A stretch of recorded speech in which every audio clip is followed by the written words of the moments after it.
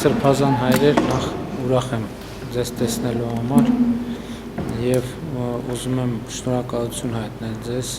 ձեր սկզբունքային դիրքորոշման համար, որ դուք այսօր արտահայտել եք հրապարակային կերպով և գիտեք, ես կարծում եմ, որ այն թեման, որը արծարծել եք դուք ձեր հայտարարության մեջ, հանձնավորվածի միջոցով մենք շատ կարևոր մի ընդհանրական որակարգի հետ ենք առնչվում։ Ես շատ երկար մտածել եմ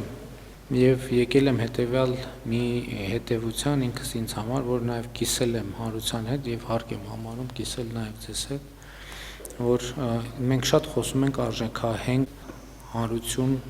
արժեքահենք պետություն, արժեքահենք հասարակություն ունենալու մասին։ Եվ դա մեր նպատակը և խնդիրն է, և որովհետև այնուամենայնիվ ցանկացած պետություն ինքը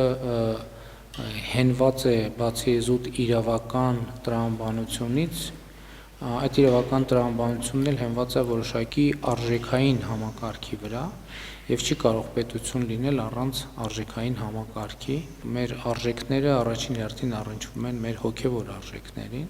և իրականության մեջ ինչպիսի դեր ունեն մեզ համար հոգևոր արժեքները, դրանք մեծապես կանխորոշում են նաև պետության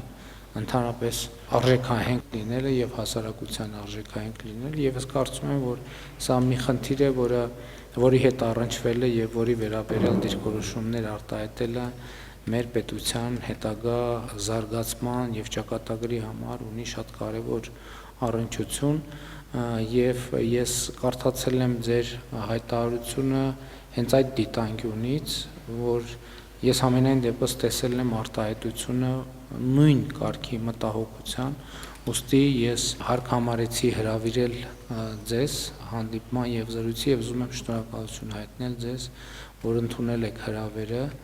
և պատրաստ եք նման խոսակցության և քննարկման։